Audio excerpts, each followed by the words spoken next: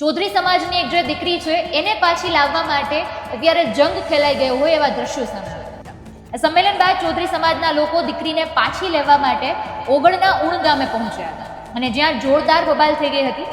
નમસ્કાર, આપની સાથે હું આકાંક્ષા. તમે જોઈ રહ્યા છો ઓવર રાજકોટ. કિંજલ રબારીએ જે આંતરજ્ઞાતીય લગ્ન કર્યા હતા અને તેમને જ્યારે પરત ઘરે લઈ જવાયા તો આપણને એવું લાગ્યું કે આ મુદ્દો અહીંયા શાંત થઈ ગયો, પણ એવું નથી. ચૌધરી સમાજની એક જે દીકરી છે એને પાછી લાવવા માટે અત્યારે જંગ ખેલાઈ ગયો હોય એવા દ્રશ્યો સામે આવ્યા. તમે સૌથી પહેલા તો આ દ્રશ્યો જુઓ, જેમાં અત્યારે ખૂબ મોટી સંખ્યામાં લોકો છે, અત્યારે વચ્ચે જંગ ખેલાઈ ગયો હોય આવા દ્રશ્યો જોવા મળી રહ્યા છે. તેમાં મુદ્દો એ જ છે કે રાધનપુરના સિનાડ ગામની જે સિંગર છે કિંજલ રબારી, એમના પ્રેમ લગ્નનો એ જે વિવાદ હતો ત્યારબાદ હવે ભાભરના રૂણી ગામમાં ચૌધરી સમાજની એક જે દીકરી છે તેમને પરત લાવવા અંગે આજે ભાભરના રૂણી ગામે ચૌધરી સમાજનું મહાસંમેલન છે તેનું આયોજન કરાયું હતું, જેમાં ઉત્તર ગુજરાત સહિત રાજસ્થાનથી આંજણા ચૌધરી સમાજના આગેવાનો પણ મોટી સંખ્યામાં ઉમટી ગયા હતા.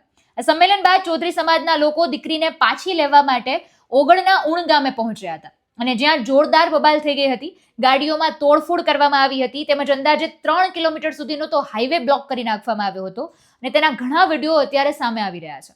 ઉશ્કેરાયેલા ટોળાએ અનેક ગાડીઓમાં તોડફોડ કરી વાહનોના કાચ તોડી નાખવામાં આવ્યા, જેના કારણે વિસ્તારમાં ભય અને ચિંતાનો માહોલ ફેલાઈ ગયો હતો. ઘટનાની જાણ થતાં તાત્કાલિક પોલીસ પણ એક્શન મોડમાં આવી ગઈ હતી અને ડીવાયએસપી અને પીઆઈ સહિત મોટી સંખ્યામાં પોલીસનો કાફલો છે તેમને ઘટના સ્થળે પહોંચવું પડ્યું હતું અને ટોળાને વિખેરવા માટેના પ્રયત્નો હાથ ધરવામાં આવ્યા હતા.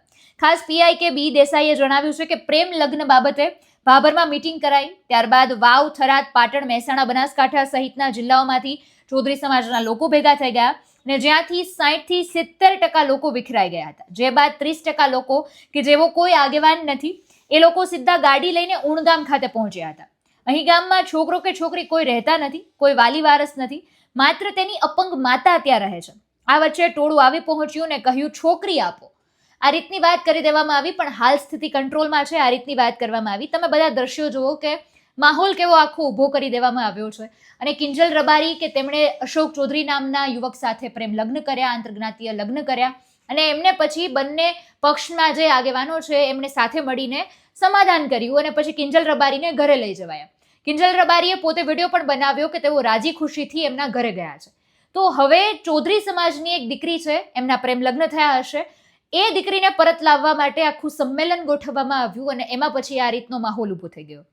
64 ગોળ આંજણા ચૌધરી સમાજના પ્રમુખ રજનેશ ચૌધરીએ આ બાબતને લઈને શું કહ્યું કે આગામી 5 દિવસમાં દીકરી પરત લાવવાની જવાબદારી લીધી છે.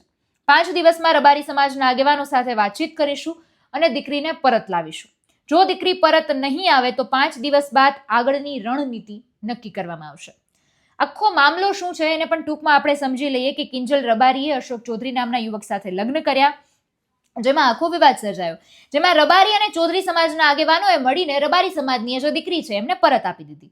જે બાદ ઘટના બીજી શું બની કે ભાભરના રૂણી ગામની કંકુ ચૌધરી નામની એક દીકરી છે, તેમણે કંકુ ચૌધરીએ 2 વર્ષ પહેલા ઉણ ગામના મહાદેવ રબારી નામના યુવક સાથે લગ્ન કર્યા હતા, જેમાં તેને સંતાનમાં એક બાળક પણ છે. હવે ચૌધરી સમાજ આ દીકરીને પરત લાવવા માંગે છે, જેને લઈને મોટી સંખ્યામાં ચૌધરી સમાજના આગેવાનો ભેગા થઈ ગયા છે. એમના પ્રેમ લગ્ન થઈ ગયા છે. એ જે કંકુ છે એને એક રબારીના યુવક છે, તેમનું નામ છે મહાદેવ રબારી, તેમની સાથે લગ્ન કર્યા છે, એમને બાળક પણ છે અને આટલા વર્ષ પછી કિંજલને પરત કરવામાં આવી એટલે હવે કંકુને પણ પરત લાવવા માટે આ લોકો અત્યારે મથામણ કરી રહ્યા છે અને તેને લઈને આખું સંમેલન ઊભું કરવામાં આવ્યું અને આયા 3 કિલોમીટર સુધીનો હાઈવે બ્લોક કરી નાખવામાં આવ્યો, મારામારી કરવામાં આવી, ગાડીઓના કાચ તોડી નાખવામાં આવ્યા. એટલે આખો મામલો અત્યારે આવી રીતે થઈ ગયો છે. પોલીસને ત્યાં પહોંચવું પડ્યું. અત્યારે પરિસ્થિતિ નિયંત્રણમાં છે, આ રીતની વાત કરવામાં આવી. એટલે હવે આ જે વિવાદ છે એ ખૂબ નવા વળાંક લઈ રહ્યો છે, મુદ્દો છે એ ખૂબ ગરમ થઈ રહ્યો છે. આવનારા સમયમાં ખબર પડશે કે હવે આને લઈને નવી શું અપડેટ સામે આવે છે. પણ આ જે ઘટનાને અંજામ આપવામાં આવી રહ્યો છે, આજે વાત કરવામાં આવી રહી છે કે હવે કંકુને પરત લાવવામાં આવશે, એ વિષયને લઈને તમારું શું કહેવું છે એ કમેન્ટમાં જણાવજો. નમસ્કાર.